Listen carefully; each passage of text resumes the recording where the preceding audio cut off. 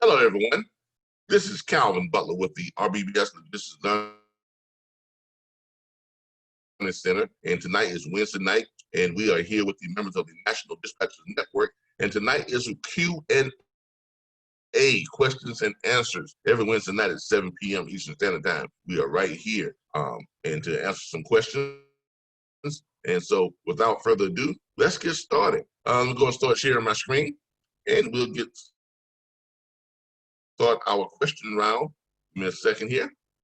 And let me go ahead and share my computer sound. So in case we have to show some things, you all will be able to hear it. All right. How's everybody doing tonight? Great. So great. Before we get started, let me go over a couple of things. Okay, let me go over a couple of things real quickly with you all just before we get started. You all know that we've been working on getting more and more loads and more and more companies to partner with us to send over their loads. Battalion Logistics LLC, they've been sending us loads over, and I kind of been put them out to you all in the chat group. This is going to be a part of our back office for the Assurance USA, because remember, the whole goal is to offer a dispatching, a national dispatching service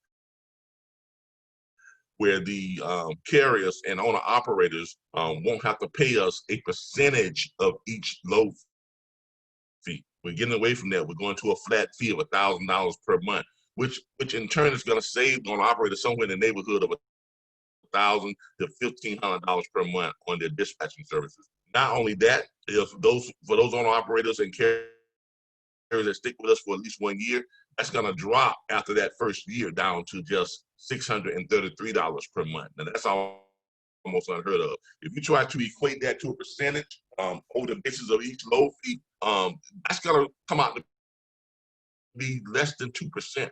I mean, it's like 1.68% dispatching fee. No one does anything that low, but we will. Okay, we will, because we are betting on the sheer volume. Okay, because of what we're doing. Also, we're not going to stop there. We're even going one step further in offering a guaranteed rate per mile minimum guarantee. Okay, so those operators that sign up with us, if we are finding them on average 3 loads a week, average load 769 miles, or whatever the average loads are, if they're running short runs, we're finding them loads where we average them 4 or 5 loads per week. If we're finding them really, really short interconnecting loads and putting them on the sub-dedicated loads where they're running 2 to 3 loads per day, the same loads every day, 5 days a week, off every evening, off every night, and off every weekend. If whatever the case may be, if we're not averaging you out on your drive-in loads at your minimum subpar rate of at least $2 per mile, we will enhance that lowest paying load that we found you up by an additional $1. We pay you an additional $1 per mile on that. Same thing with flatbeds, which the break point is $2.50. Same thing with the reefers, with the break point, which is $3 per mile. So not only are we offering you a service that is going to give you a flat rate for dispatching across the board monthly rate, it's going to save you $1,000 to $1,500. After the first year, it's going to drop to $633, which puts us somewhere down in the neighborhood of less than 2% on your dispatching fee, about 1.65, 1.68%.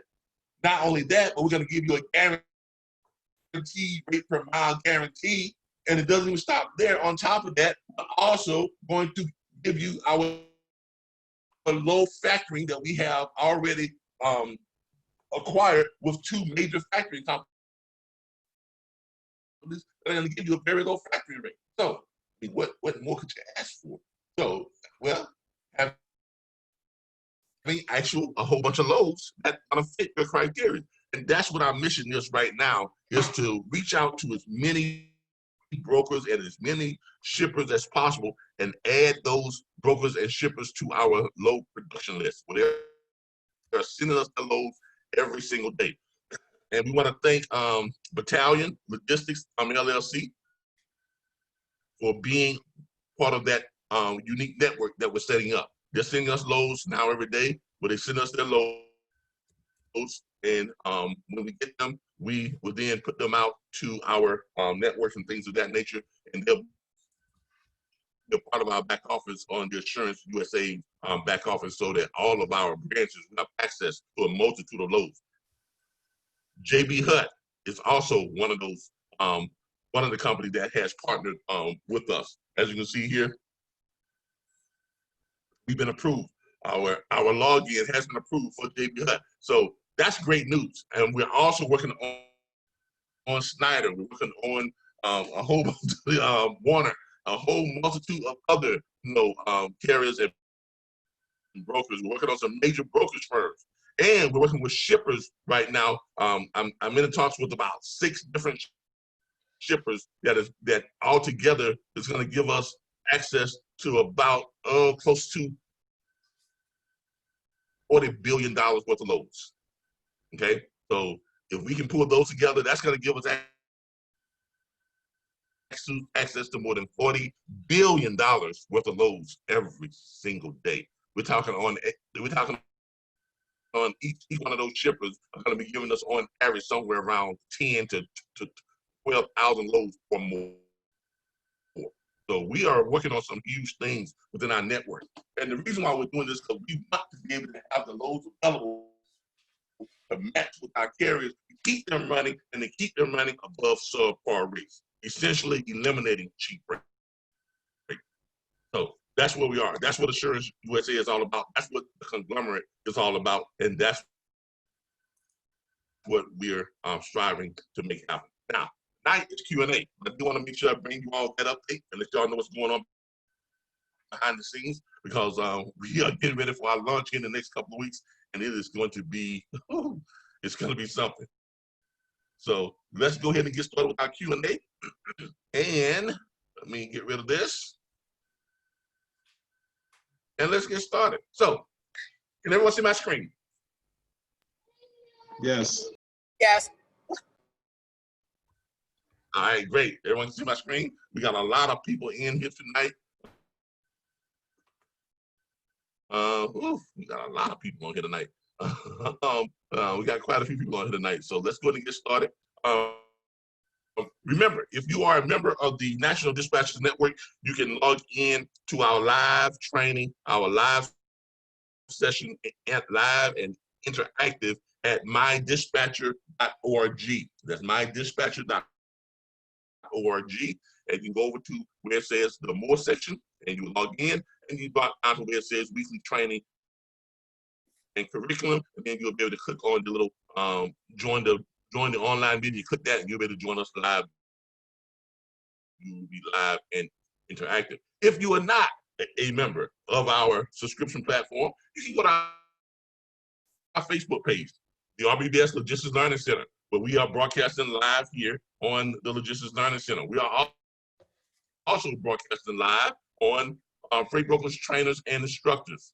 We are also broadcasting live on All Truckers United. We're also broadcasting live on Millionaires in the Making in Tallahassee. We're also broadcasting live on, we're also broadcasting live on my personal page, as well as a couple other pages. So there you have it. There's been a place you can go and watch this live broadcast. Now on Facebook, you won't be able to interact live with us, but you are be able to watch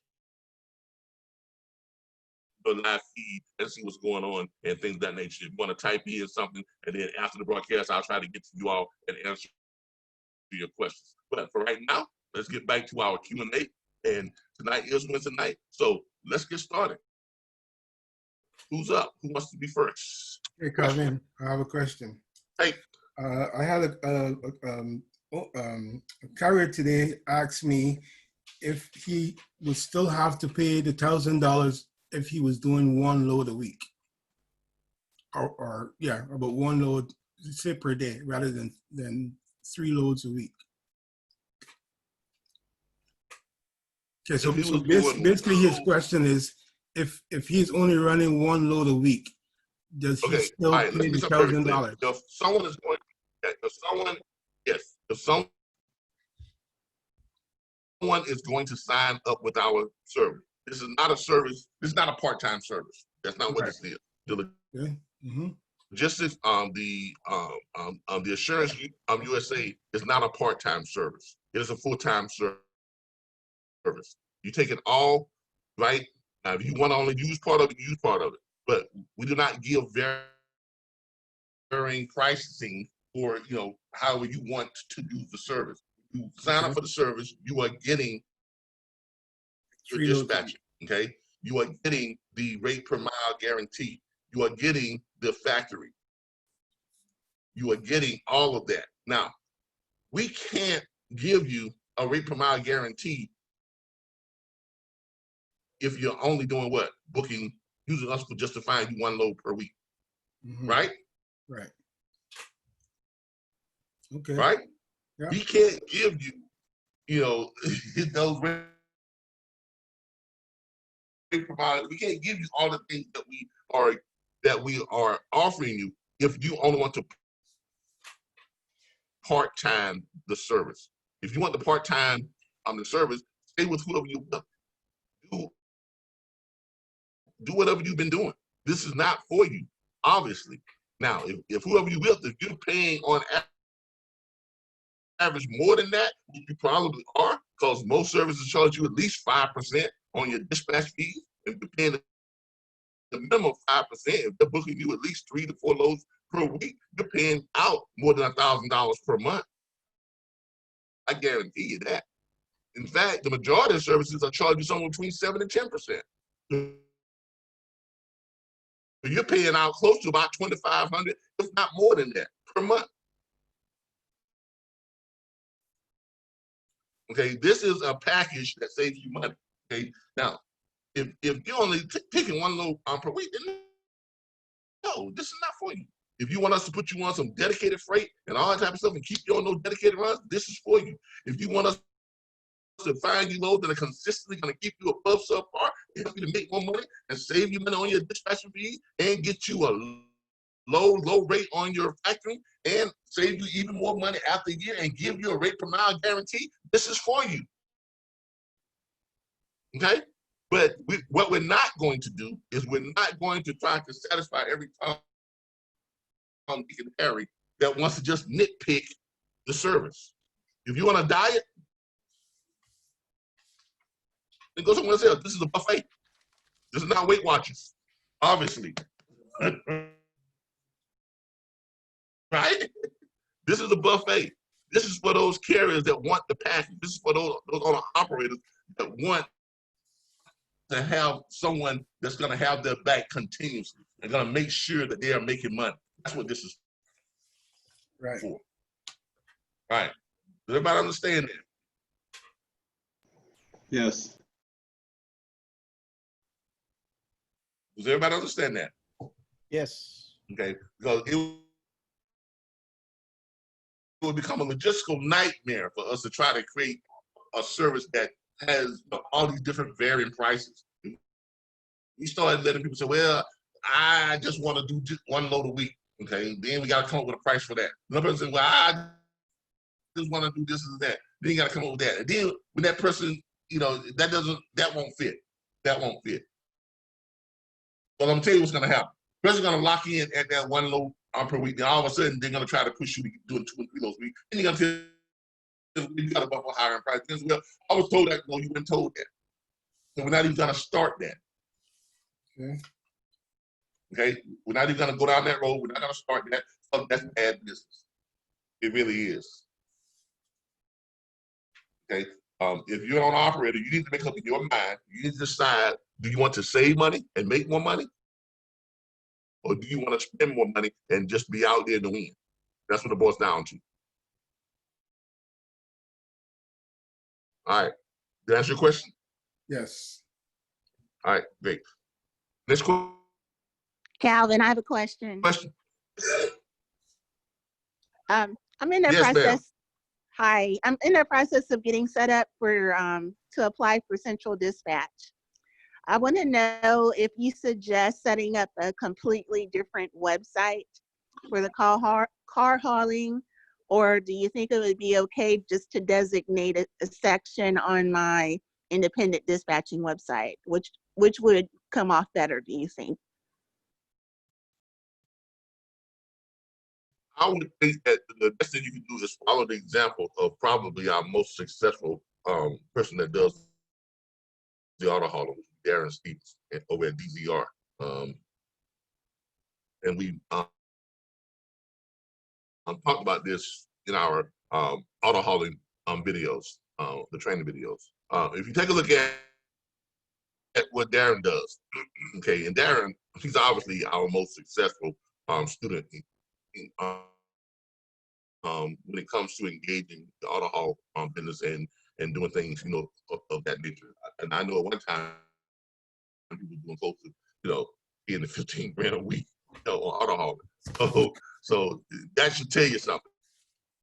He is someone you might want to emulate what he is doing, because he's obviously doing it right. Okay. If you take a look at his website, he didn't create a separate website. What he did was he made the auto hauling service a feature up front on his first page of his website. Okay. He talks about his dispatching services.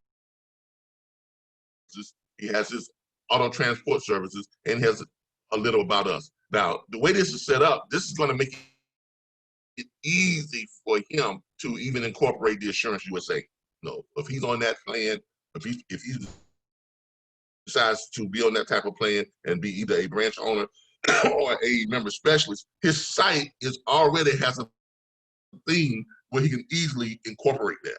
Now, if you notice here for the auto hauling, here's a section that basically says auto transportation services. Here at DZR Logistics Transport LLC, we specialize in automobile relocations, providing relocation services for car dealerships, college students, family, job, and more. Working with us, we ensure that you get the results you're after, including guaranteed quality service at an affordable price.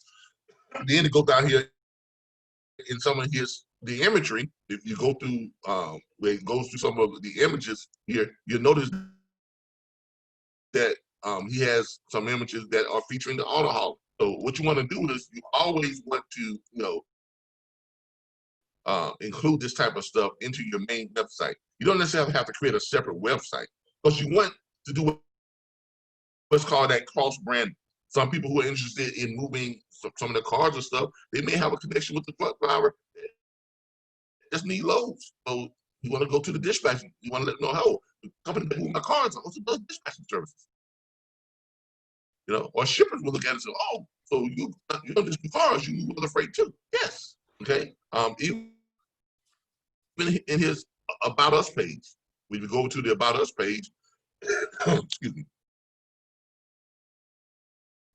he has it right here up front and center, detailed auto hauling services. We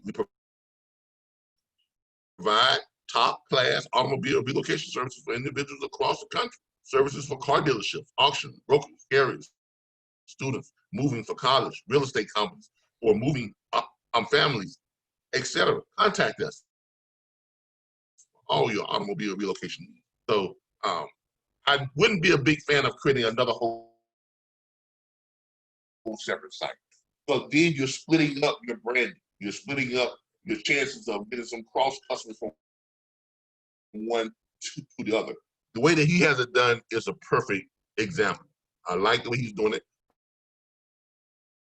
He has the area field that talks about factoring, where he can get money for doing the factoring. So, by having a site that incorporates all of that, it's going to give you a better chance to do what we call cross branding and picking up clientele from the other side of your business as well. Okay. Thank you.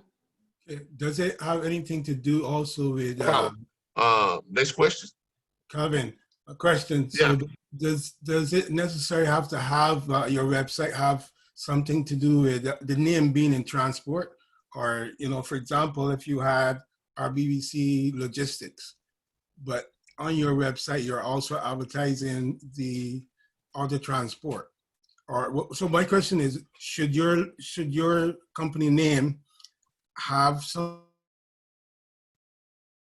to do with transport in there? Your Like company CDR name, has the logistics transport. yeah, your company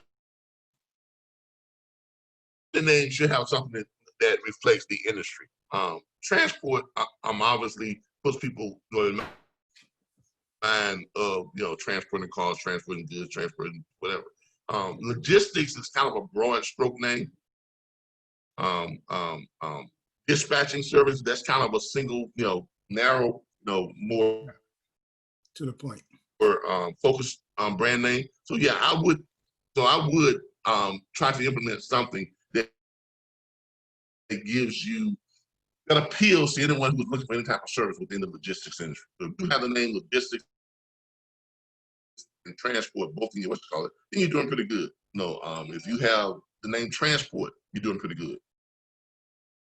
But if you just have, Jay-Z dispatching, well, people may look at it, and people who know about dispatching would know that you do all this other stuff. But what about someone who is not familiar with the industry, and they look at it and say, oh, okay, that's nice. They may have cars that they want to move, but they may not know that dispatching includes you being able to move cars. So yes, it would be a good idea. So just for, let's get example. Come up with the name of your company that is inclusive. Okay, so even if he had the DZR logistics, that would be fine then, not necessarily having the transport in there. No, that would be fine. Yeah, but like I said, it would be a good idea. Okay, I'm not saying that there are plenty of firms out there that doesn't have the name transport. There are plenty of companies out there that doesn't have the word logistics on the part of the name. There are plenty of dispatching firms out there that don't have the word dispatching in their name. This one does not have dispatching in his name, but the name alludes to that it deals with everything logistics, and it deals with transporting goods, services, and things of that nature. So, logistics, dispatch, all those things, those are great, and you don't necessarily have to have dispatching here, but if you put it down here, that's one of your upfront services. Like you see right here, our services, right? Dispatching services, auto transportation service, and it tells a little bit more about who they are and what they do. Okay. So try to create a name that is going to give you the most exposure across a lot of different levels of knowledge about the industry. In other words, you want someone who knows nothing about the industry, but maybe get ready to graduate from college, and they think to themselves, man, I don't want to drive that car all the way to California, and I'm here in New York. I don't want to drive this car from Florida to Nevada, but they see these are logistics transport LLC. Oh, I wonder if they transport cars. You know what I'm saying? Right.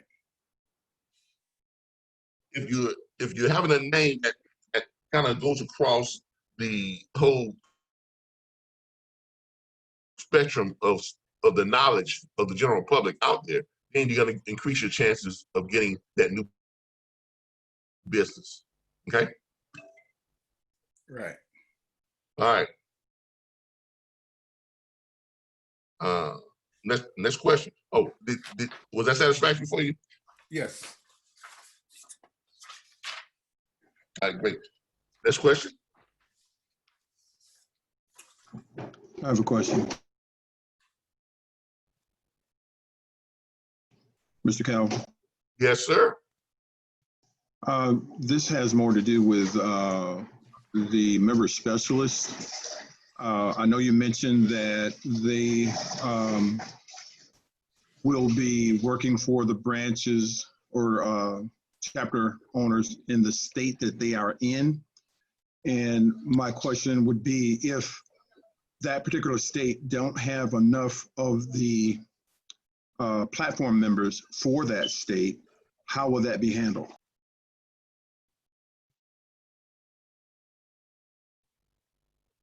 If we have a state that doesn't have, let's say, member specialists or enough members in it, right? Then that state is going to become a corporate state, okay? Which we will then be doing we'll be paying for most of the branding for that state. The reason why you have the reason why you have the branches, and because you're not only creating opportunities for the branch owners to make money and creating opportunities for them to be able to service a certain state, but also on the corporate level, it relieves corporate of a lot of the responsibilities for doing all the branding. They're not solely responsible or fiscally responsible for doing all the branding. Okay, so branches help to alleviate some of the overhead costs at the corporate level. So that's why you pay the branches a nice little, their nice compensation. That's why they get the money that they get, and the incentives that they get, the bonuses, things like that. They also are going to be responsible for creating, enthusiasm and creating clientele, the interest for them to call that branch and to reach out to the individuals who are within that state to bring that branch more business, okay, directly. So for those states that does not have where they don't have the member specialists in, corporate would be running those branches. We will be assigning a VP of operations for that particular branch. That VP operation will receive a certain, commission split and things of that nature. But that also leaves it, those states will also be wide open for anybody to recruit in. No, I'm speaking of Okay. So if you're in Texas and Colorado does not have member specialists in it, then of course Texas and everybody else can recruit Colorado. Not just recruit, but when you sign up a carrier, right, you're getting the full commission that you would normally get from whatever you're doing. But that would just be an outside, that'll just be a carrier that's outside of what's what I'm looking for. Outside of your I don't want to say jurisdiction, but outside of your region, okay, your state region. So that's not going to prevent you all from, okay, I'm not in Colorado. Colorado doesn't have any people in it. Can't sign on anybody from Colorado. Of course you can. Of course you can. Okay. Mr. Brother. Yeah. No, what I was asking is, say that you have chapter owners in a state, and that particular state does not have or may not have as many of the members that are on the platform that are going to be member specialists. Okay, I see what you're saying. You're saying, yeah, I got what you're saying. Can the chapter owner then recruit people from outside of the state? Yes. Yes, they can. But remember, we're also going to be hiring what? Salary employees. The salary employee's job is to take care of most of the mundane of the booking freight, right? So here's a scenario for you. I'm gonna show you the good and the bad, the positive and the negative. If you're a chapter owner in a state where you only have, let's say, one member of our network who's from that state and working in your branch, right? So if that one member is, doing their best, rocking and rolling, they're signing up by 20, new owner operators every month, whatever the case may be. So you're paying that owner operator, on the branch is paying that owner operator 25% of their 25%. But that's how it works, right? So if the branch owner or the branch owners is directly bringing in people too, is that branch owner paying anybody 25% of their 25% for those people that come in? No. So they keep more of their what? The revenue, right? Yes. Yes. That's kind of a win-win. And if corporate is using our salary employees to book the freight, that's still a win-win for that branch owner, right? Yes. Right? Yes. Yes, So it the is. so you may look at it as if, okay, well, here's one thing you got to look at. One thing I learned when I was homeless and running a business from the homeless shelter, what most people would see as a negative, what most people would see as something that would put a strain on your business or a drain on you, you have to find ways to turn that around. Turn that weakness into a strength. You have to turn that negative into a positive. Find a way to funnel that and change that what you would normally think that's a way. But I'm not going to make as much money because I'm not going to have as many member specialists. Well, I look at it as I'm not going to have as many member specialists to pay. Right? I can just double up on my efforts. I'll come up with better branding tools to bring in more clientele. Which means if we're bringing in more clientele, and my members, and I don't have to split, I don't have to shave off 25% of my 25%. 25% that stays in the house. Go towards what? Profit. Go back towards what? Better branding. You understand how that works? Yeah, that's pretty much what I thought, but I was just curious if there wasn't enough platform members, if you could recruit platform members from the other state, and you answered that question. I mean, you can recruit. I mean, you can do all that stuff, but the point what I'm getting at is this: in any type of business, right? In any type of business, you got to find a way to think innovative. You got to be able to come up with some innovative thought and in ways to run your business that's always going to keep you on the side of profitability. Okay, so don't get so caught up on well, what if I don't have this? Then you find a way to turn that into a positive. Find a way to make that negative into a money maker. Okay, just by recasting your efforts, doing things a little bit differently to then turn that dark into a light. Okay, so yeah, that's just smart business.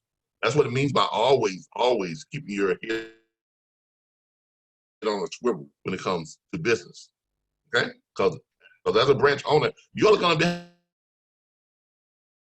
have to do some. You got to do some things to to make things happen. I mean, let's just face it. You're not just signing up, paying your money, and just sit back and say, "Oh, I'm gonna watch the money just fall in my lap." Oh, no, I didn't think that. You gotta come up with some some innovative ideas. No, I understand that. I'm not saying you particularly. I'm just saying in general. This is the type of opportunity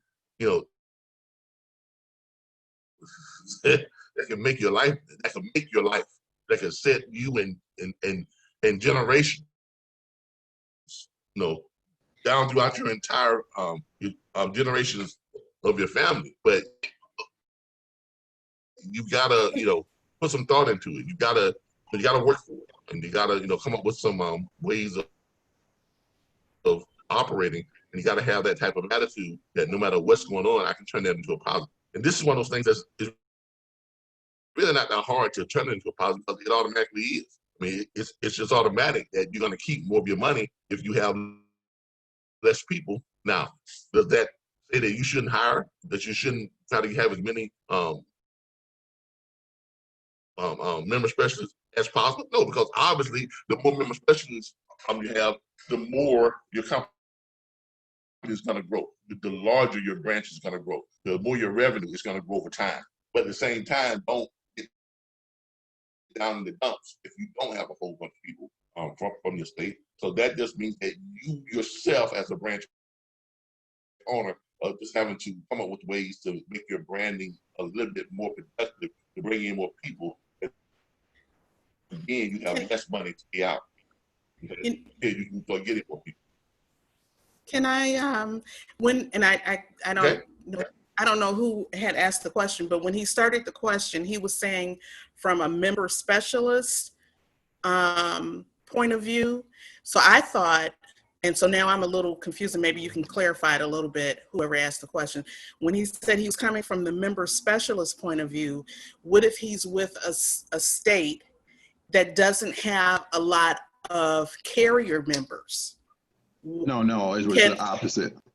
okay, well, now I have the question, because that's what I thought you were saying. You were He didn't say coming about carriers. He was talking. okay, Yeah, so if you're in a state, yeah, if you're from a member in a state special, that, yeah, if you're in a state that doesn't have a lot of carriers, so if I'm a member specialist in a state, if there are not, I mean, can I recruit carriers not only from my state but from other states? If there's not enough coming in for me to deal with from my state, can I also recruit other states, or no? yeah, we talked about this in a couple of other meetings, this week and last week. We went over this. If you are in a, just because you're operating within your state doesn't mean you can't bring in owner operators that are from other states. Now, when you do that, your first, if an owner operator calls you up and says, I am in the state of such and such, your first obligation is to try and contact that state's chapter or that state's branch. Now, if you can't reach that state's branch, then go ahead and sign that owner operator up. Now, when you sign that owner operator up, you're not going to get the full commission on that because that owner operator is from someone else's state branch, but you're still going to get a commission on it. You're still going to get, residual income on it. It's not going to get, the whole 25%. Okay, it may be a 50-50, or it may be determined on who is going to handle that, what you call it, on an ongoing basis. If you're going to bring it in and you're going to handle that if you're going to handle that one, on an ongoing basis, then you may get 75%, and then the home state may get 25% of that residual commission. Now, by the same right, if you are recruiting, because you do not have a whole bunch of owner operators in your state, if you are recruiting, purposely recruiting owner operators from other states, then that would be a 50-50 split. Even though you are recruiting them and you are handling them, right? But you're still going to split it with the home state 50-50. Why? Because you're operating and you're recruiting outside of your state. You're operating and you're recruiting people from someone else's territory. So you are going to split that 50-50. There won't be a 75-25, whatever. It's going to be a 50-50, and you are going to handle that. Because that's just a way for you to increase your opportunity to make more money, because your state doesn't have Right. a whole bunch of operators. I have another question. Yep. Okay, this deals with co-owner states. Is there going to be a contract that is going to be drawn up from corporate on that side for us to be able to operate under?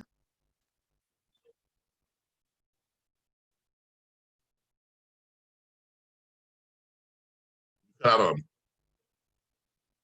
Can you hear me? I hear you now. Okay, my question was for states that have co-owners. Are you, or do we have to provide some sort of contract between the co-owners?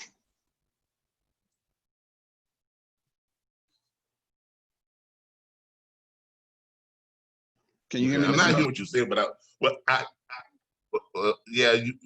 when you start talking, it's like half your conversation goes. But if I understand you correctly, sounds to me like you're asking a question, again, that we covered either last week or week before last, or whatever the case may be, but I'm going to go over it again. Okay, if you are co-owners within a state, okay, everyone is going to receive the compensation agreement. You have to sign your compensation agreement. We start reaching out to you all, states that are in co-ownership. We sent something out for you all that had all the numbers of the people who have who are looking for partners in those states who have partners. You all have numbers and contact information of your co-owner. You have the contact information of the people who are still looking for partners to partner up in the state. So with that being said, it is upon you all to get together and, like I said, discuss your operating procedures. Part of your operating procedures, you all coming up with what? Some type of contract between yourselves that says that I'm getting this percentage, you're getting that percentage. I'm paying for this percentage, I'm paying that percentage. Why? Because I'm paying this much, you're paying that much. Now, as I said it last week and earlier this week, if you all are having problems with coming up with a contract without to me, both of you I don't want to have one of you just call me up and say, hey, I need help with the contract. I need both of you or all three of you, whatever the case may be, to contact me on a conference call or a Zoom meeting or a Facebook, a FaceTime call or something. And then we would get together and we would go through and use my Rocket Lawyer account to draft a contract between you all. But that is upon you all. Okay? It's not up to corporate to write your contract in your branch. Our contract is with you on our trademark licensing agreement and our trademark usage fee agreement, okay, and our compensation agreement. Those are the things that you all will sign corporate-wise. As far as how you all deal with each other within your own branch, that's left up to you all. I mean, you all have to come up with some type of contract. If you all agree that this is going to be a handshake type thing, I wouldn't recommend it. But if that's what you want, that's what you want. Because as long as we have you covered under our contract, we know what person paid what. We know what the percentages should be. But if you all work out something different, that's between you all. Okay, so we gotta pay. How you all split it up is up to you. Does everybody understand that? Got it. Okay. Yes. Okay. So Yeah. I don't want to get into a situation when I'm trying to 100% dictate to the branches how you should operate. Yes, we're going to have a fixed corporate, guidelines for operating. But at the same time, I want you all to have some flexibility on how you deal with each other as partners. You understand what I'm saying? Because you all are still business owners. You still own your own dispatch firm. Each of you as a partner owns your own separate dispatch firm. You all are just coming together to DBA under what? Insurance USA, right? So I don't want to take away you all's individuality in how you deal with each other and how you coexist within your branch.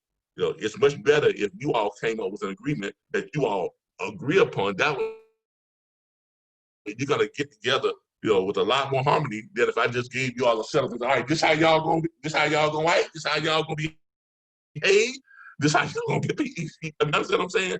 I want you all to be able to have some say or have some influence over how you all interact with each other as partners. Make sense to everybody? Yeah, I got it. All right. I have a question about the compensation. So y'all get with each other. Yeah, hold on a second. You all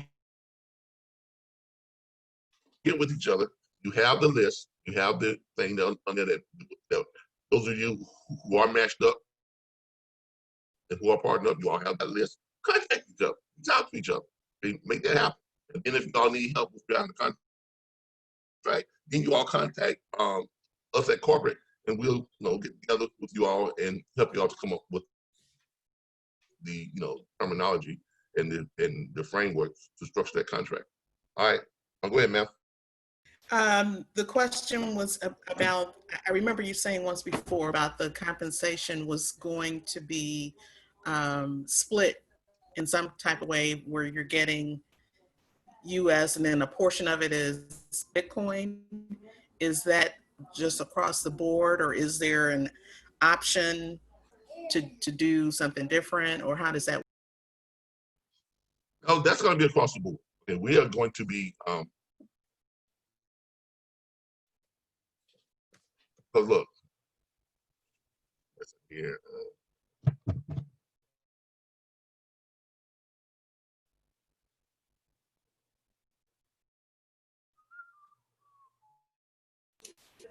Like the percentage that you get in Bitcoin, is that standard, or, you know, do you have any say yeah, so? that's going to be standard. Now, I mean, we're going to pay out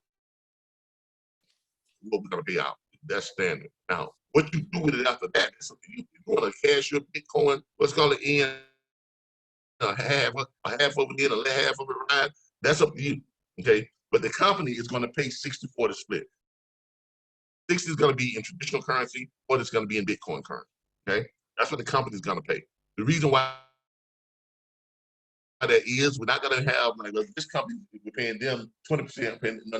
It's going to be standard across the board. But that's going to enable us to establish our investment criteria, how we generate money on the corporate end. We can't set a standard of how we're going to invest in stuff and how we're going to generate money and how we're going to track that, engage that. We're paying each person a separate, type of, this person get 20%, 10%, 50%, 40%. No, it can't work that way.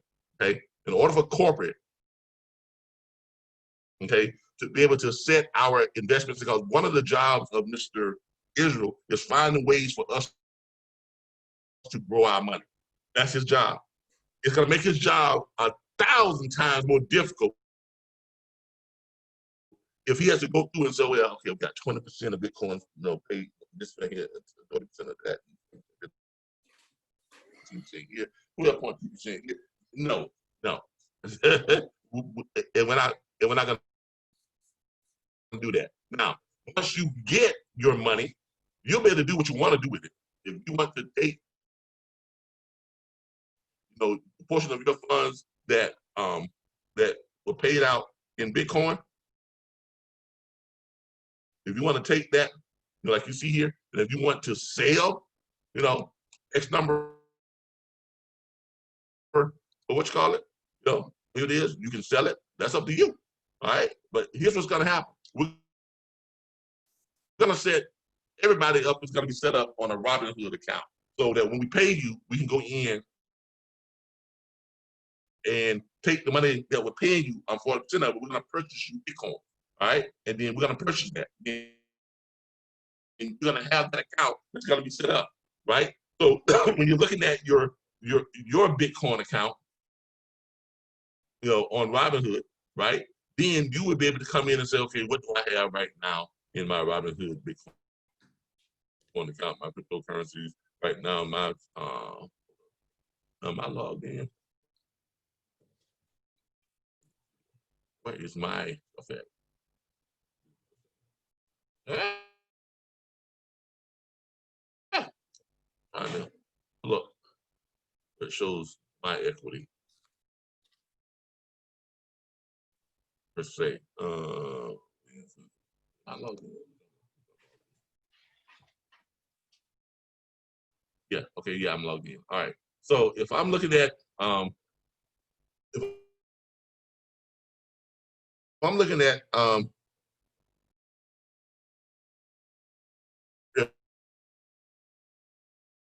okay, like you're looking at your account, you see right here where it says your equity. Okay, if your equity that we paid you, let's say that month, let's say we owe you 26 or 28 grand, right?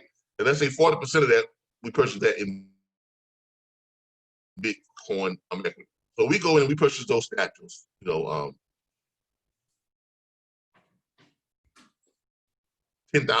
worth of Bitcoin statues. And we make that purchase, and that goes to your account.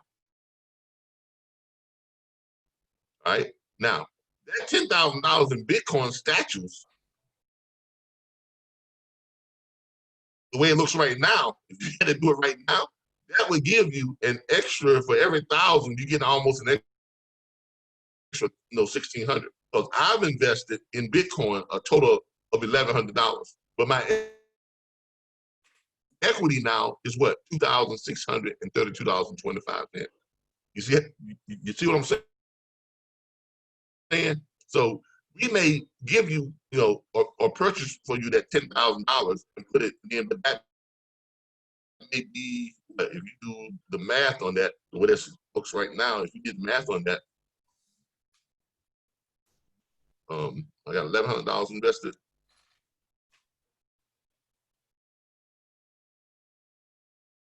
It's 32.25. So I'm up $1,532. So basically, for let's say for every $1,000, looking at a profit of what, $1,200, an extra $1,200. So if you did, 10,000, you're looking at probably having your, if you bought in at this right here at the $10,000, on the statues, you're probably going to be looking at quite a bit more than what you have right there after about the first 2 or 3 weeks. Why? Because the way this is growing now, it's just crazy. And the ideal thing to do really is to let that money just ride, just let it sit there and ride the market, especially when it comes to cryptocurrency. Because so the sheer, if you look at how cryptocurrency goes, it starts out and it's kind of been fluctuating a little bit because of what's going on now. But if you look at it, let's say like 3 months ago when it was here, it's even risen higher than what it was when this whole thing first started back in March 11th, when when the words about Corona was at its highest. So since then, I've made money. If you look at it from a year ago, now a year ago, here's what you're really looking at now. A year ago, it was as high as that right there. So now is really the best time to be investing in Bitcoin or cryptocurrency. So if you go back just 2 years and 15 days ago, December 15, 2017, it was at $19,260. Now, what do you think is going to happen once all this smoke clears when they find a vaccine? When they find a vaccine, when they come up with a vaccine with it, I just heard on the news today, they're talking about, having a vaccine probably by the end of this calendar year or within, or by March. What do you think the market is going to do? Anybody? The market is going to shoot up. Confidence is going to be back high.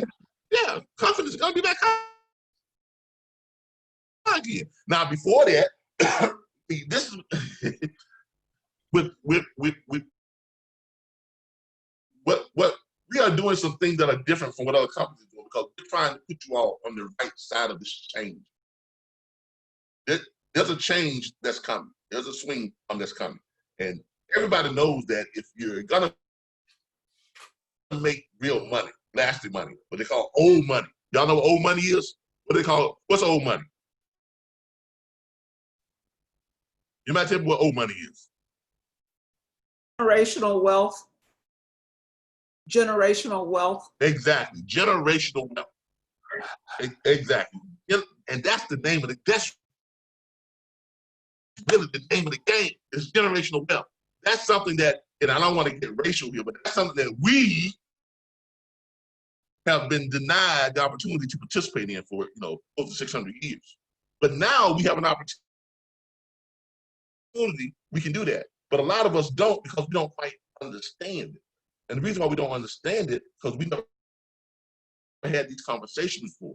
And the reason why we never had these conversations before, because no one ever really forced it upon us. But guess what? This company is going to force it upon you. Like it or not, you're going to receive a portion of your money in Bitcoin. Now, if you leave it there, that's up to you. That's up to you. But we're going to do our part to try and bring you along in this new swing of wealth that's about to take place. So we can not say, well, we didn't try. We didn't do our part. We did our part. Now, if you want to cash that in, by all means, cash that in. And you'll probably come out on top. You get it right away and then you cash it in, you're probably going to increase your money by a couple $1,000. I can't cashing it in. But it is our hope that you would then start to go into your account and take a look at things and not just looking at cryptocurrency, but start looking at other stuff and learn how to invest your money wisely. That could take you from a member specialist who is doing roughly $3,000 or $6,000 or $10,000 per month in your residuals, and within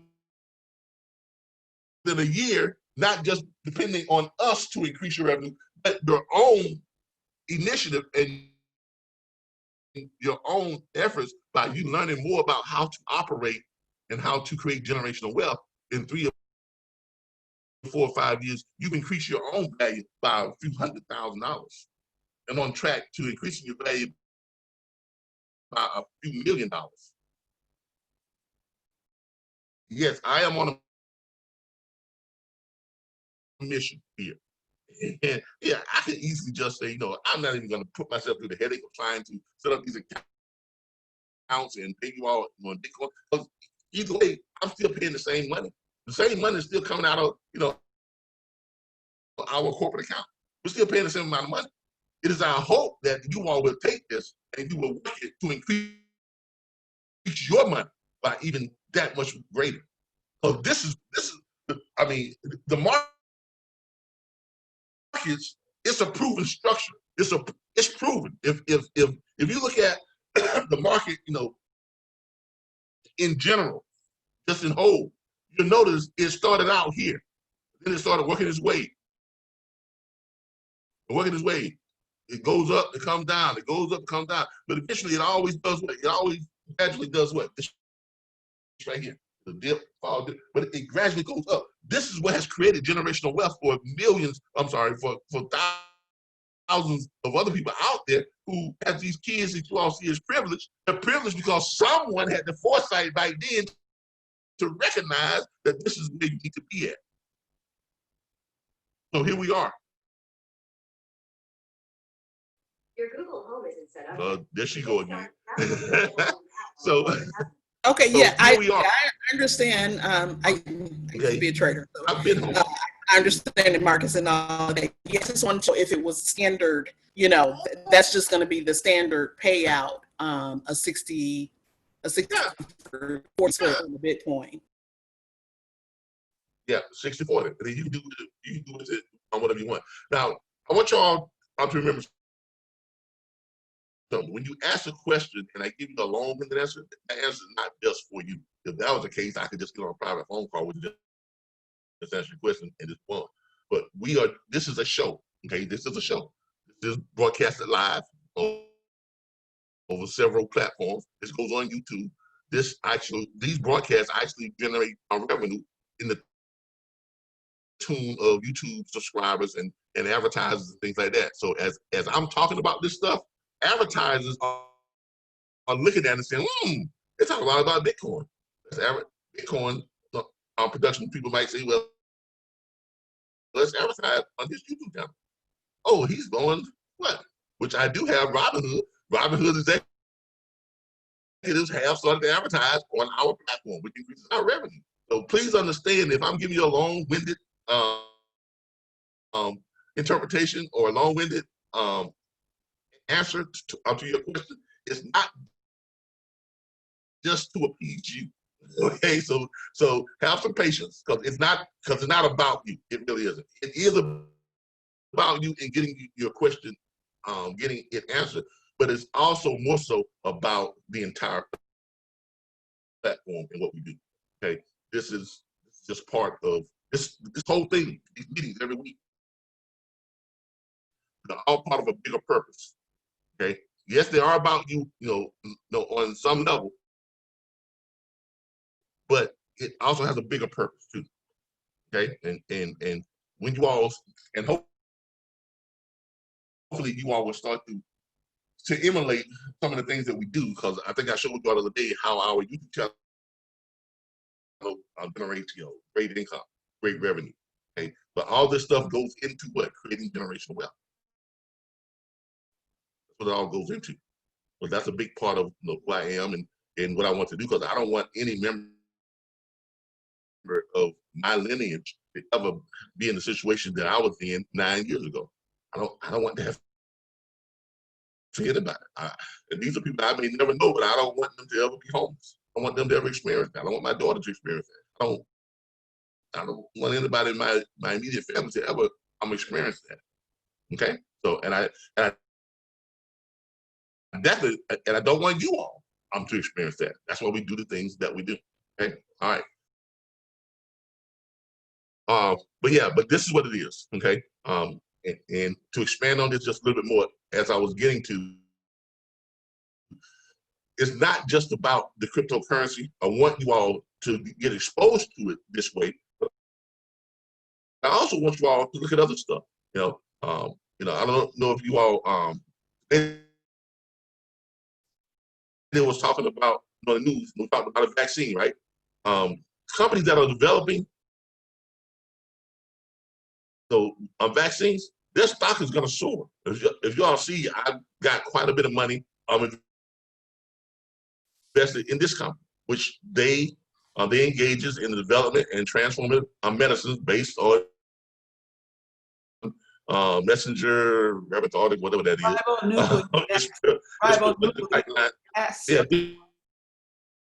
This is one of the companies that is developing one of the vaccines for the coronavirus right here. Right. Vaccines, cancer vaccines, all different types of vaccines. So I want to expose you all to this stuff in hopes that you'll take it beyond just what you're getting paid in the Bitcoin portion. Hopefully you all would take some of that and you will be invested in some areas that you're noticing that are showing great promise in gains. But this is how you create generational wealth. Okay? All right, next question. Sure, Kevin, I have a couple. The first one is, as it is right now, we're getting paid the broker pays the carrier pays us, whatever percentage we're charging them. With the assurance, how does that work? Mm-hmm. I think you mentioned something to it some time ago, but I've missed a couple classes. Okay, all right, look, I know, but I'm having to go over this like every class we have, I go over this, okay? And here's what I need you all to do. Okay? Here's what I need you all to do. I need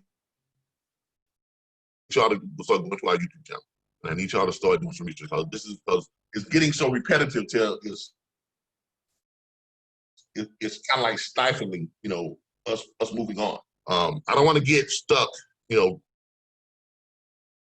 explaining the same thing over and over and over and over every broadcast. Okay, so here's what I want y'all to do. I want everybody to go over to our YouTube channel.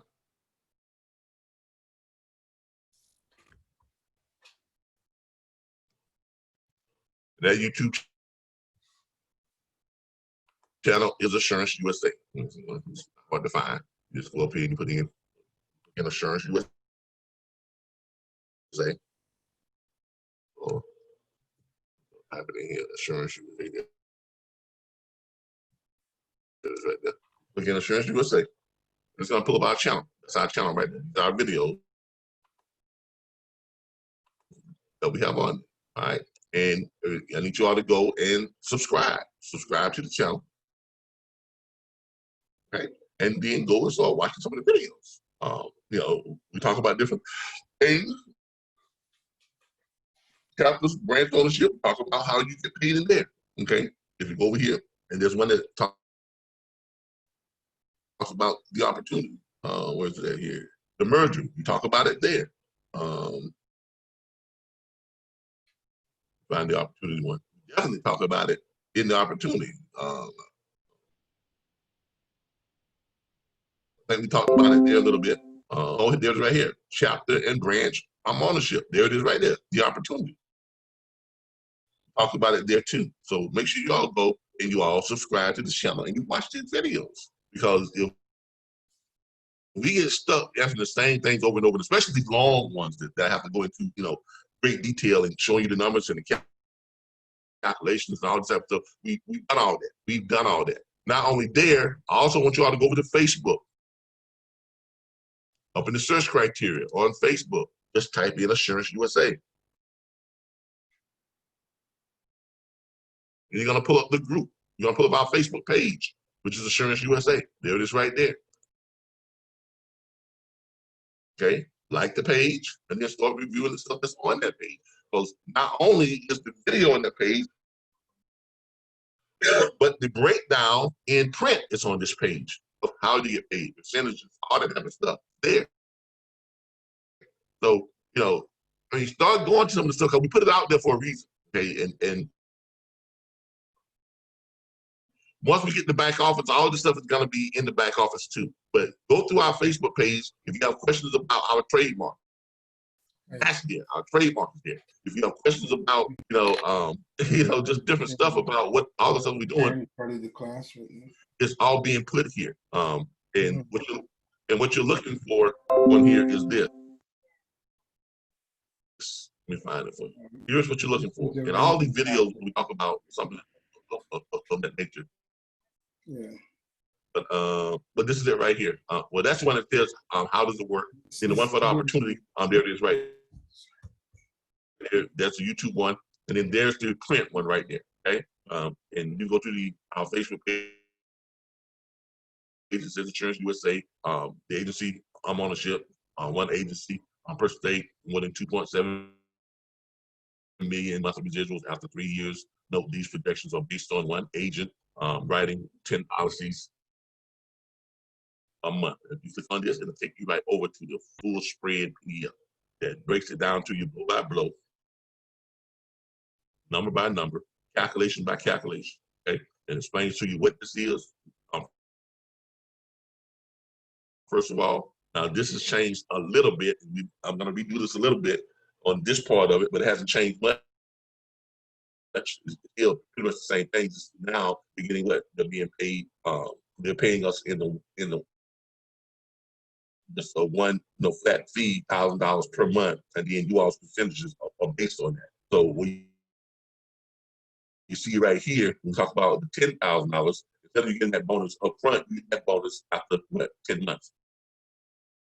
That's the $10,000. So that's like if you're an agency, you're getting what? $2,500 as a branch owner, right? For each person, each owner operator that signs up. The owner operator has been with us for at least 10 months. They paid $1,000 per month. After the 10th month, you're gonna get your bonus, which is gonna be what? $2,500. You sign up 10 in that month, that's gonna be what? 25 grand, right? The next month, if you did the same thing, that next month, on the 11th month, you're gonna get what? Another 25 grand. On the 12th month, you're gonna get what? Another 25 grand. On January 1st, you're gonna get what? Another 25 grand. On February, another 25, and so on and so on. Because if you keep adding your people just like you do here, all the difference is you're not getting it on the front end because we're not collecting that up front now. You understand what I'm saying? That's all the difference. So you all have to apply some skill in deciphering this yourself. Even though it's all laid out, it's a little bit different. But obviously, if you're getting paid in monthly payments now, that money is coming on the back end. But your front end money is still based on your residuals. So this money is coming on your front end. So basically what you have here, you're going to be averaging about $1,582.50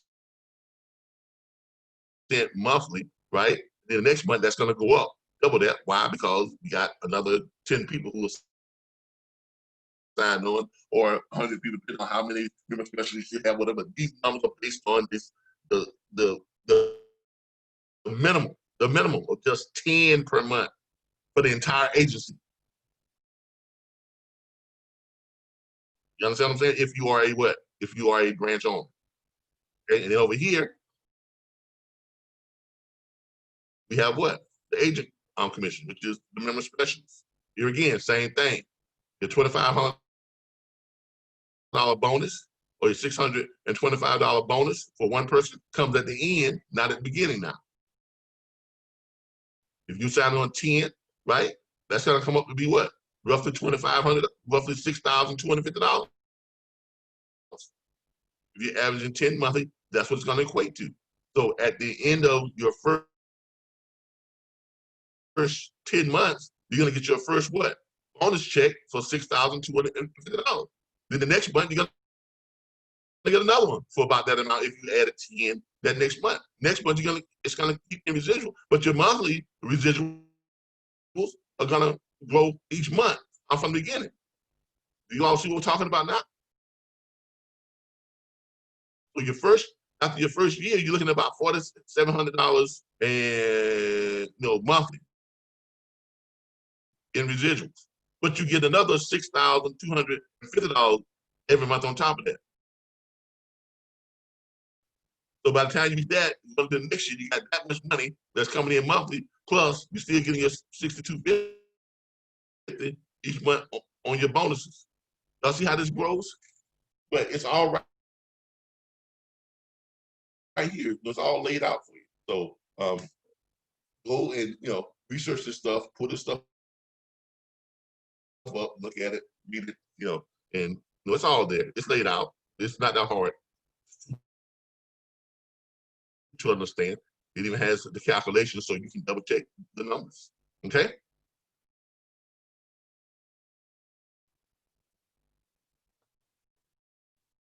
Did I answer your question?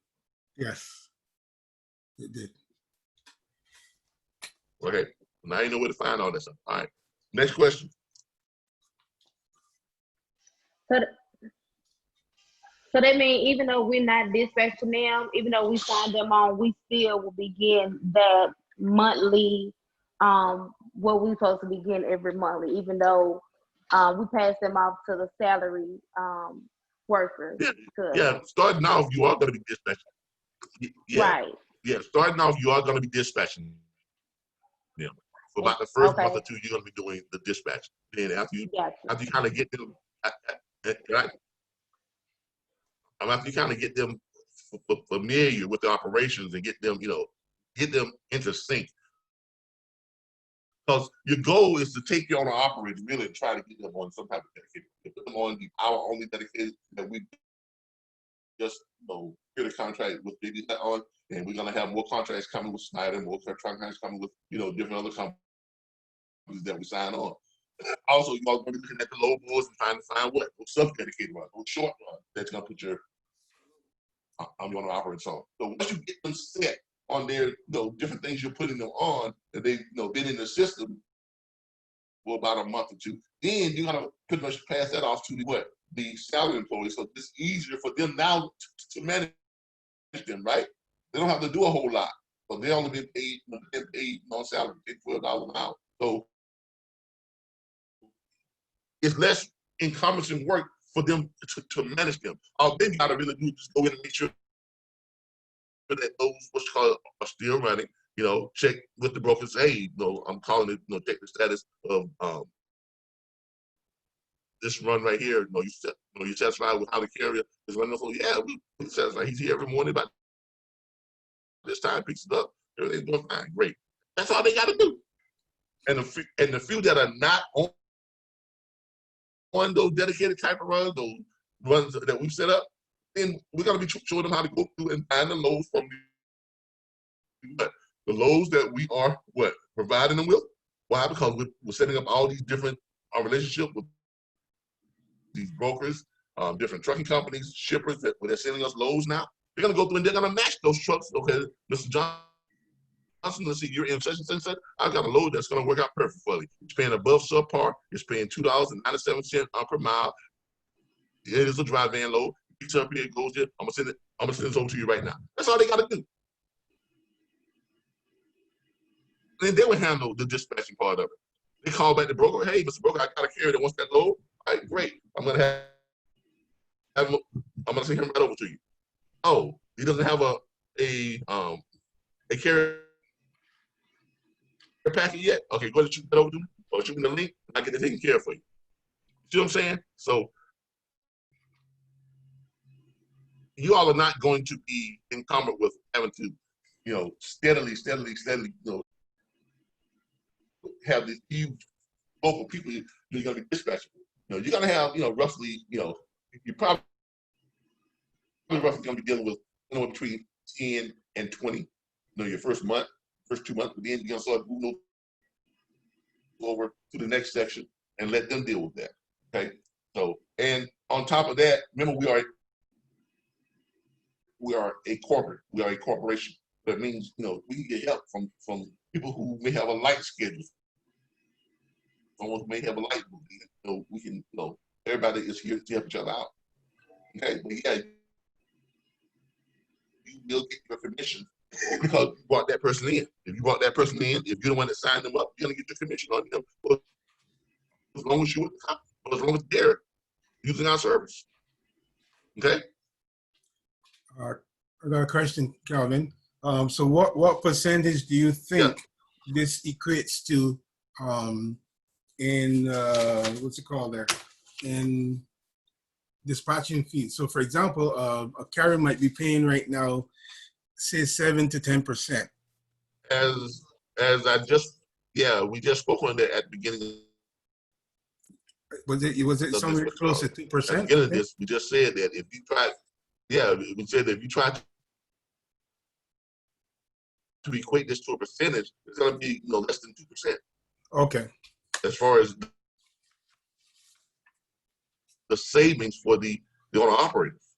Right. You remember me saying that? Yes.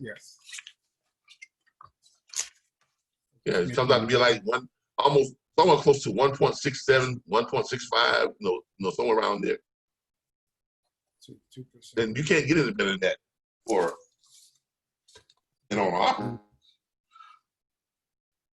now. But because it is a standard fee that's being paid every month, and the way that we are paying with the structure of it, that's what allows you to be money because it becomes residual for you each and every month.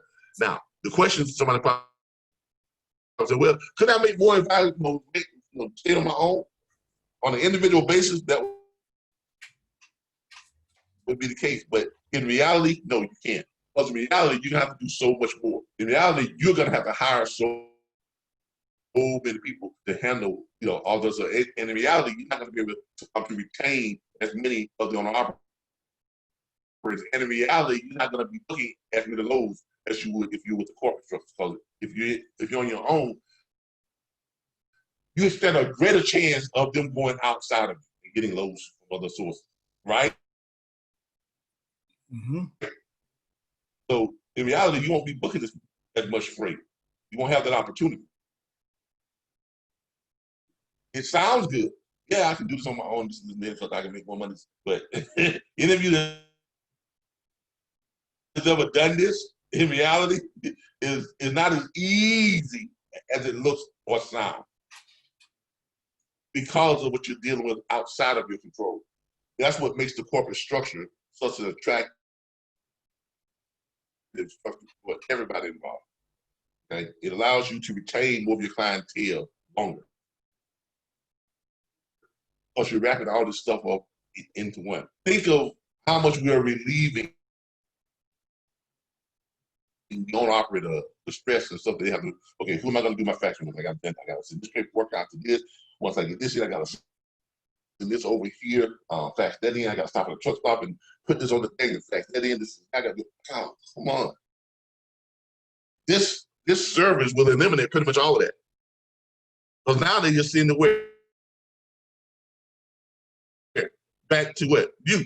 And then we take care of running over to the factoring company. We take care of running over to the broker. You see what I'm saying? It eliminates so much now. All the operator got to do is grab his nice little phone and line this stuff up and click, take his picture and send that stuff in. The load has been ran, that's done. And then he can go on to the next load that we get for it. Bam. Make things a lot simpler, and it saves him money, him or her money, and you all make money. The branches make money, corporate makes money, everybody's happy. More money everybody's making, the more money Mr. Israel has to work with on the investing side of it, which makes us even more money. It creates more money for the for the corporate structure. Okay. Next question. I'll go again. In regards to keeping up with the carriers being within the locations that they want, that's still going to happen. So, for example, all the loads that are being booked for that particular carrier would be in the areas that they usually run. In regards to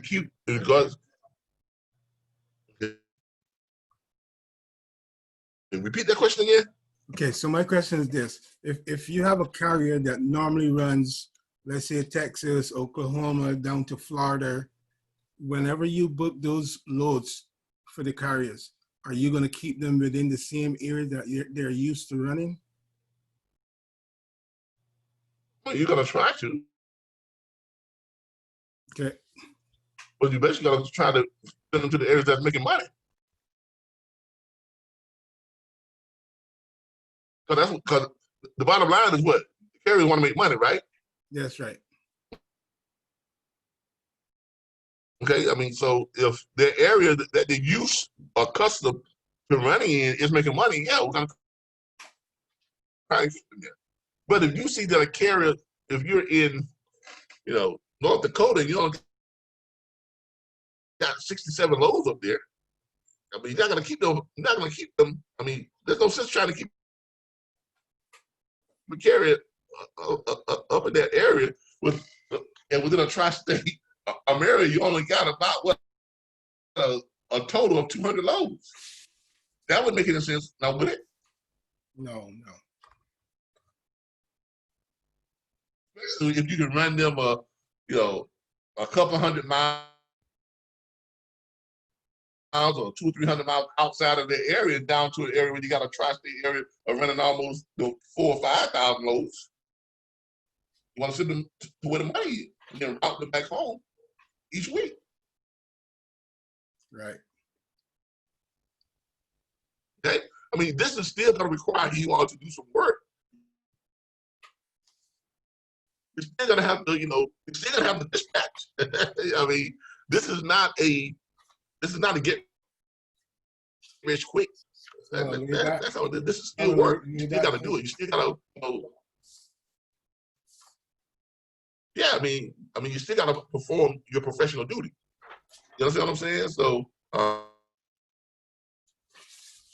it's just that we are putting together a structure that allows you to do it and to retain more of your clientele and to make things a lot more systematic. The more systematic it is, the better it is. The more times you do it, everybody's happy. It just kind of flows. Instead of it being this big chaotic thing, oh, today I got to find loads for this one. I got to do this, I got to do that. Oh, I got to carry that wants this, I got to carry that up here. He don't want to go here. He don't want to, Oh, I got to deal with this factor company. I got to deal with that factor company. You do the same thing factor companies. Everything is on a systematic, what's called bam. Okay. Yeah.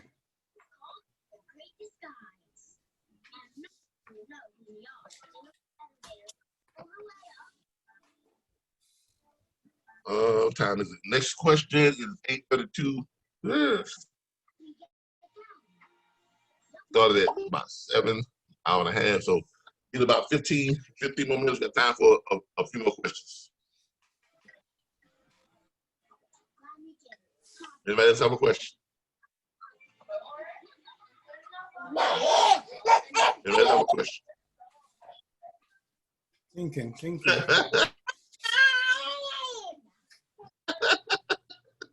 Okay, so, Somebody ain't happy. I'm looking at the list of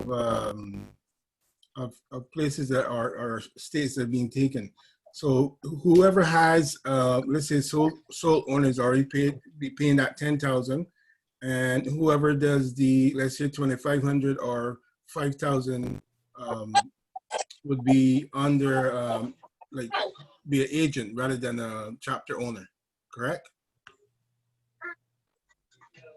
Hold up. Say that again now? Yeah, so I'm looking at the list here, and there's some that are listed as noted as sole owners, and I'm seeing a 5K.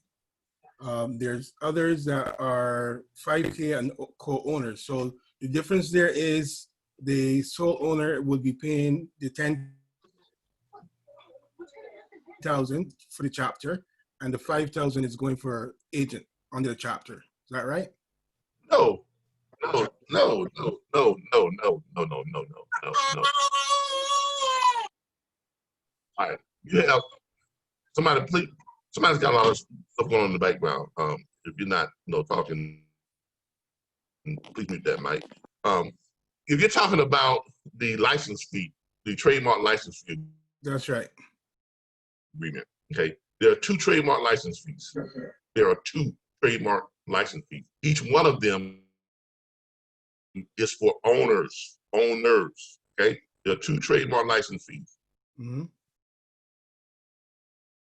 You have option 1 and you have option 2.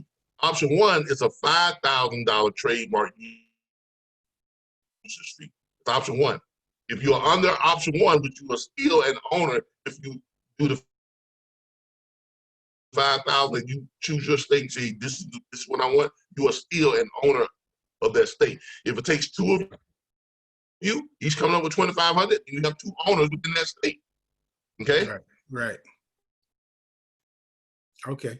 Now, if you choose option 1, the $5,000 trademark usage license fee, your monthly license usage fee is $2,500 or 25% of monthly revenue.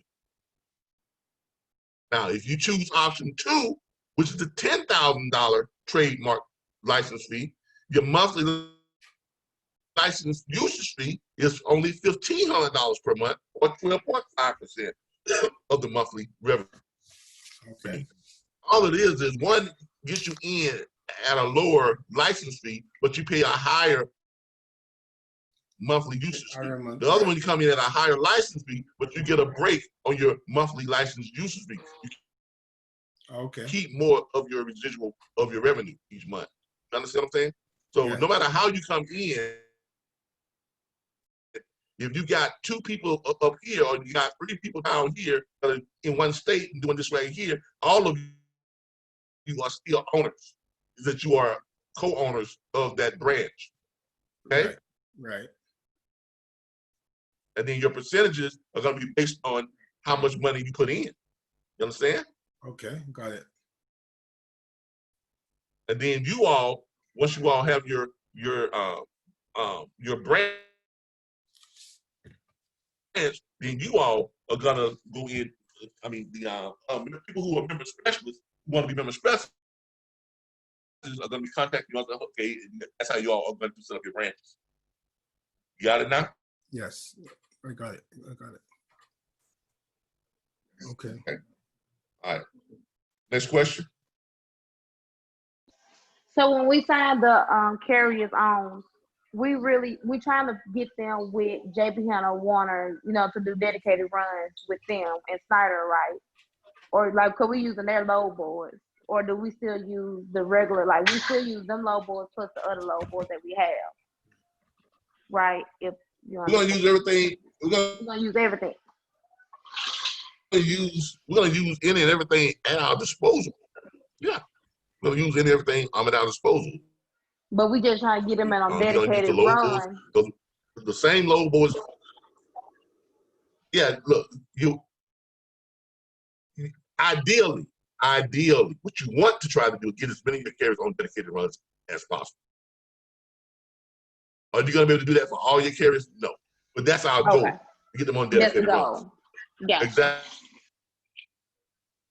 For the ones that we don't get on dedicated runs, that's why we are actively reaching out to all these brokerage firms and getting send us their loads every day. These shippers getting to send us their load lists every day. And we have all these load boards that we're going into. Now we have a Getting Hut load board, Water load board, all these other load boards that we're getting now. But we want to be able to, no matter what the case is, we don't want to have a situation where we have an owner operator and we say we can't find your load. That's what we don't want. We always want to have sources when we can go in, okay, I found your load. Here's what it is. It's paying above the subpar rate, and here it is. Okay, we find them 3 loads that week. let's say one day we say, well, this is a bad day. I can't find your load that's above $2 per mile, Mr. Drive-In. Or I can't find your load on today that's above $2.50 per mile, Mr. Flatbed, or $3 per mile, Mr. Reefer. But here's what we're gonna do. Because we couldn't find all 3 of your loads that comes out to average above your subpar rate, we're gonna take the lowest paying load and we're gonna pay you an extra $1 on it out of our bank account. They will come into the benefit package.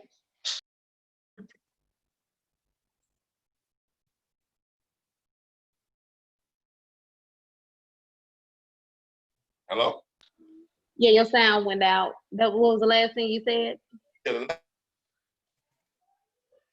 last thing I said, if we can't, since we couldn't find you 3 loads that keep you above your minimum rate per mile guarantee, we can keep you average above your minimum rate per mile guarantee, the lowest paying load that we found you, we're gonna kick in an extra $1 per mile out of our bank account and pay you that. That's the minimum rate per mile guarantee. Okay, because that's come from the benefit package that we have. Exactly. That's something that we are offering no other. That is the whole point of joining our dispatch firm or becoming a member on the dispatch firm as an operator. Because not only are you going to get the dispatching at a cut rate price, $1,000 per month. That's going to save you almost a minimum, save you at least $1,000 per month. In most cases, save you $1,500 per month. After the first year, that's going to drop down to what? $633 per month. $633. We're also going to be offering you a minimum.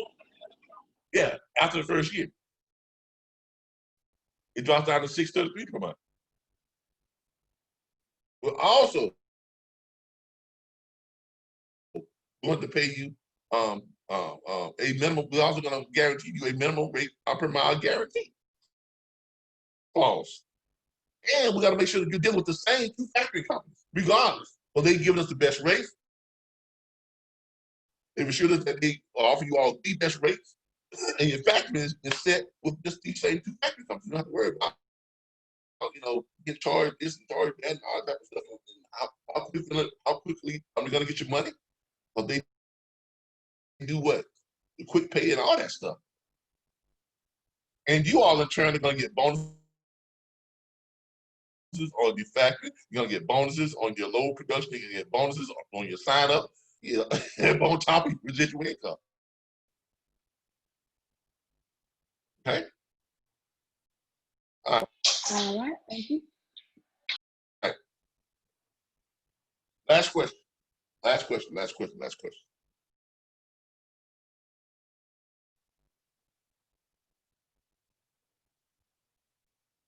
Well, what's now the last question for the day tonight? All right.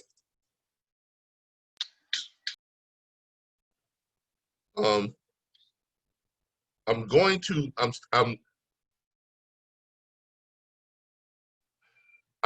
hold off on reinitiating the private consultations until after the lunch.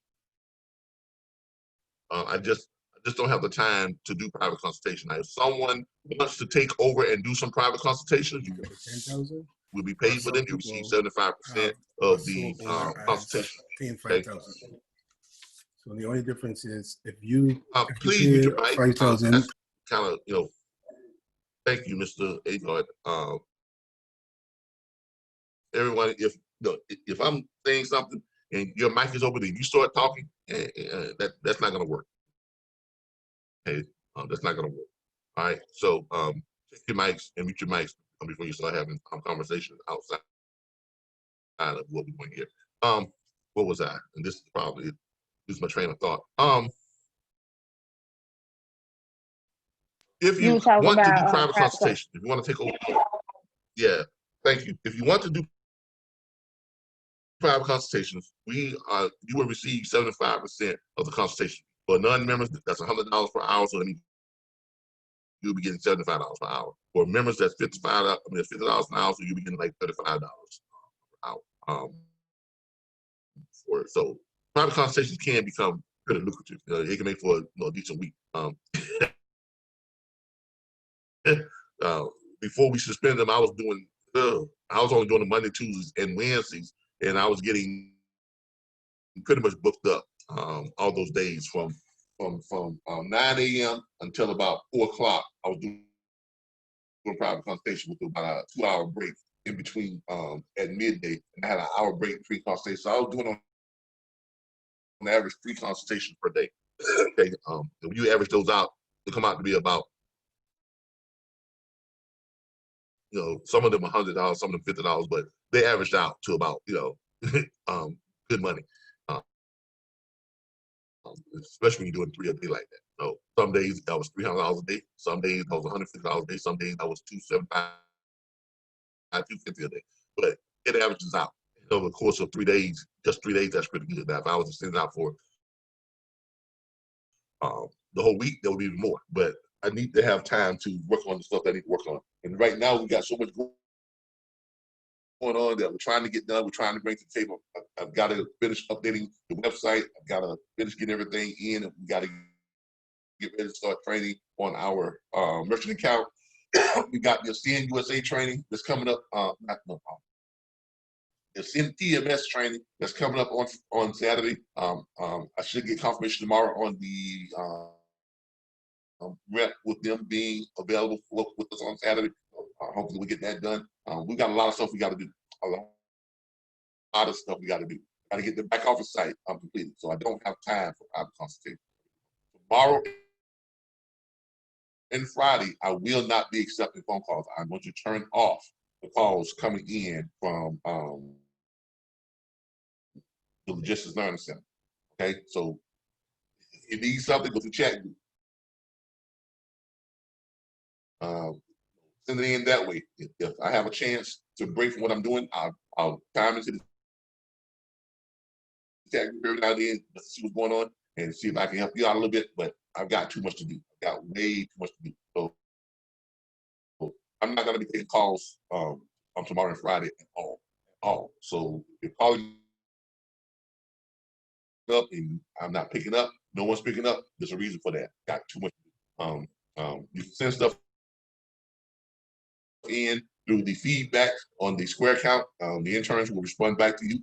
You send stuff in on the Wix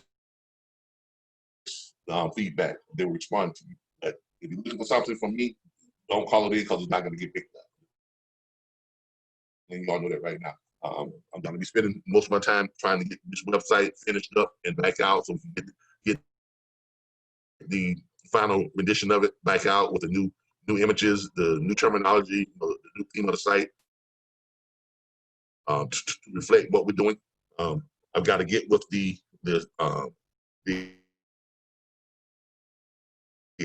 branch owners. I'm going to be contacting you all and get with you all. You've got to start assigning your toll-free extensions and your emails. So a lot I got to do. So I'm going to be pretty busy. You all would be hearing from me individually.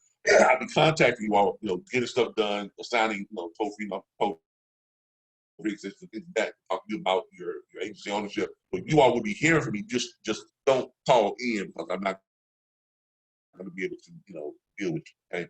With that being said, I thank y'all again for tuning in. I'm going to try to have this up tonight, this broadcast up tonight, along with the other broadcasts from the other day. Both of those are going to try to be up tonight on the YouTube channel of the RBBS Logistics Learning Center, and we'll also put this one up on the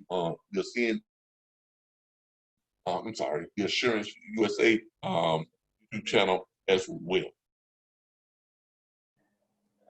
Kelvin, I have a quick question. Thank you all. Kelvin, Yes. can I ask you a question, please? I have Just my two different business people or just name. one person? No, this is Larissa. I have my business name. So the trademark agreement, I still got to fill all that out because now I know who got what state and how we the partner with. So do I put my business name on the trademark agreement as well, or do I use my regular name? Would that make a difference? You can. I mean, Okay. it would be nice with your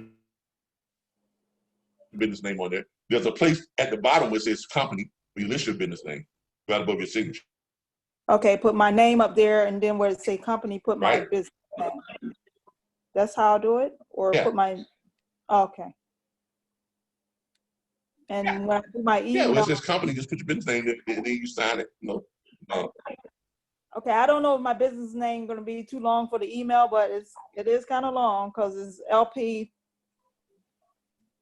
Logistics and Transport Solutions. I mean, you can abbreviate it. I mean, whatever you want your business name to be, or your business email to be, you may have to just abbreviate it. That's why one of mine is RBBS and not the logistics. No, not reputation built by service. Oh, okay. It's the RBBS LLC, right? So it's training at the RBBSLLC.org, not training at the RBBS Logistics Learning Centers.org. The LLC is kind of convenient, but the LLC actually stands for Logistics Learning Center. You see what I'm saying? Okay. So you may just want to abbreviate your email. Create the acronym instead of using the entire business name in your email if you have a long business name. All right? Okay. All right, everybody. I will see you all on Saturday. I will be reaching out to you all individually for the rest of this week to go over some things. But pretty much I will see you all on Saturday, and I'll probably be chiming in on the chat here and there between now and then. So have a great night. I appreciate each and every last one of you all. Don't forget to go to the LinkedIn and create your profile on LinkedIn. And I just joined a new social media platform. It's called Liker.com. Yeah, it's called Liker.com. If I'm not mistaken, it's kind of like Facebook without all the crap that Facebook has. I'm kind of liking it. But it's called Liker.com. So y'all might want to check it out. It's a nice little new I tried to look up the stock on it because it looks like it has some great potential, but apparently it's not trading yet. So I was gonna try and get some stock in it. Which I had gotten some stock on Facebook when it first started up. But hey, lesson learned, right? All right. But anyway, I'll see y'all on Saturday. Y'all have a great week. Stay safe, social distance. But the virus is still out there. Don't let it fool you. So it's still out there because I'm expecting there's probably gonna be another shutdown between now and October or now in November because we got so many people out, protesting, so many people out in the states are starting moving up. In Florida, we've already started spiking back up in quite a few other states. They're spiking back up in coronavirus, infections, hospitalization, and deaths. So with that being said, you all be safe. Okay? Be safe. Better safe than sorry. Okay. Practice your social distancing. Wear your mask when you go outside. I know some of you all may not believe in that stuff, but I hate to have anything happen to you. I hate for you all to get something and pass it on to your loved ones, friends, and family. So just kind of keep that in mind. Okay? I know these are trying times, but we all got to get through them together. All right. See y'all on Saturday. Y'all good night. Good night. Good night. Y'all have a nice week. Good night. Good night. Right. Good night. Leave this here.